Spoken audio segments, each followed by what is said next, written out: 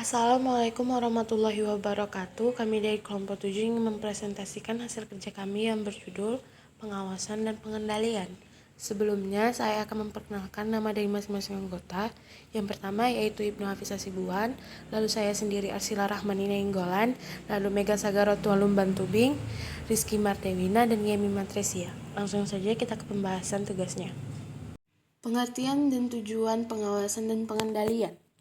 Pengawasan dan pengendalian dapat diartikan sebagai suatu proses untuk penentuan apa pekerjaan selanjutnya untuk apa yang telah dilaksanakan, menilainya dan mengoreksi bila perlu dengan maksud agar pelaksanaan pekerjaan sesuai dengan rencana semula. Tujuan dari pengawasan dan pengendalian ialah sebagai berikut. Yang pertama, mengusahakan agar apa yang direncanakan menjadi kenyataan. Yang kedua, supaya proses pelaksanaan dilakukan sesuai dengan ketentuan-ketentuan rencana. Yang ketiga, melakukan tindakan perbaikan atau korektif jika terdapat penyimpangan-penyimpangan atau deviasi. Lalu yang terakhir, agar tujuan yang dihasilkan sesuai dengan yang direncanakan. Fungsi pengawasan. Fungsi pengawasan terbagi menjadi 8. Yang pertama, perencanaan rutin atau routine planning. Yang kedua, penjadwalan atau scheduling. Yang ketiga, persiapan atau preparation. Yang keempat, penggambaran atau dispatching. Yang kelima, pengarahan atau direction. Yang keenam, pemeriksaan atau supervision. Yang ketujuh, pembandingan atau comparison.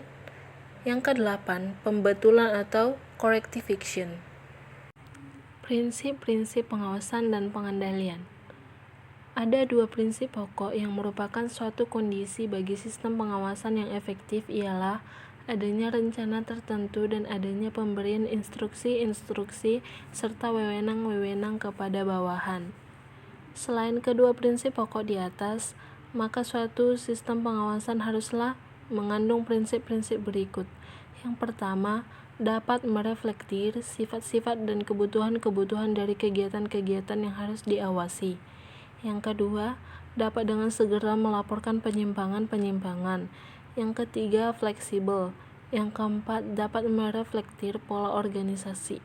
Yang kelima, ekonomis. Yang keenam, dapat dimengerti. Dan yang ketujuh, dapat menjamin diadakannya tindakan korektif. Selanjutnya akan dijelaskan oleh teman kami, Yemi Matresia.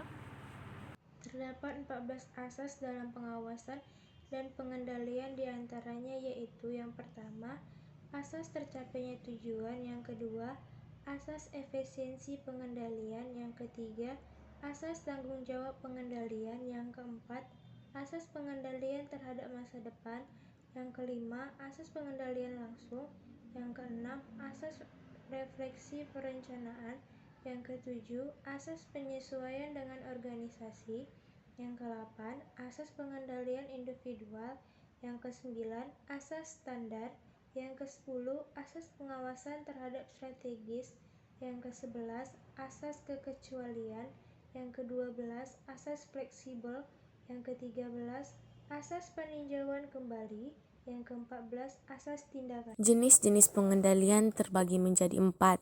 Yang pertama, berdasarkan sifat dan waktu pengawasan. Yang kedua, berdasarkan objek pengawasan. Yang ketiga, berdasarkan subjek pengawasan. Dan yang keempat, berdasarkan proses dan cara-cara pengendalian. Baiklah, yang pertama berdasarkan sifat dan waktu pengawasan terdiri dari beberapa, yaitu yang pertama preventive control, yang kedua repressive control, yang ketiga pengendalian yang dilakukan di tengah proses penyimpangan terjadi, yang keempat pengendalian berkala, dan yang kelima pengendalian mendadak. Yang kedua berdasarkan objek pengawasan terdiri dari beberapa. Yang pertama pengendalian produksi atau production control. Yang kedua pengendalian keuangan atau financial control. Yang ketiga pengendalian pegawai atau personal control. Yang keempat pengendalian waktu atau time control.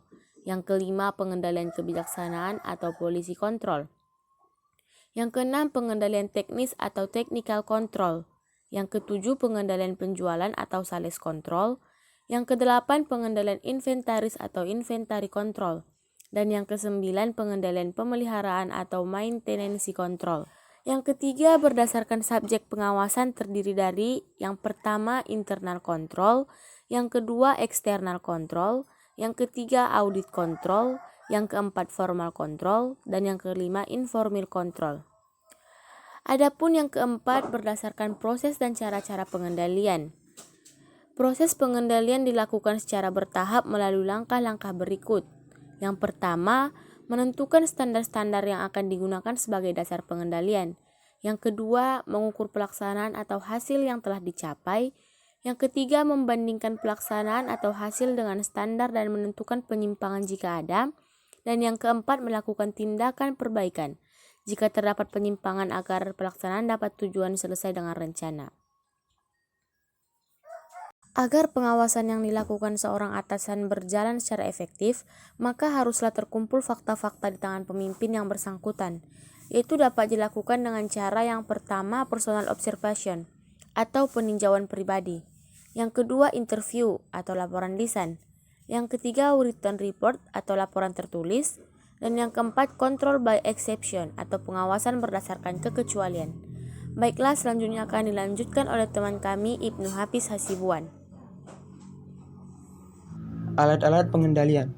Alat-alat pengendalian yang dapat dipergunakan suatu perusahaan atau organisasi yaitu yang pertama, budget atau anggaran. Budget adalah suatu ikhtisar hasil yang diharapkan dari pengeluaran-pengeluaran yang disediakan untuk mencapai hasil tersebut.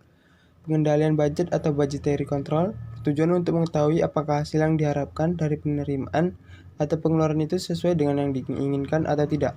Yang kedua, non-budget. Alat pengendalian non-budget yaitu personal observation, report atau laporan, financial statement atau statistik, break-even point, titik pulang pokok, dan internal audit. Itulah hasil video dari presentasi kelompok kami, Burung Irian, Burung Cendrawasih. Cukup sekian dan terima kasih.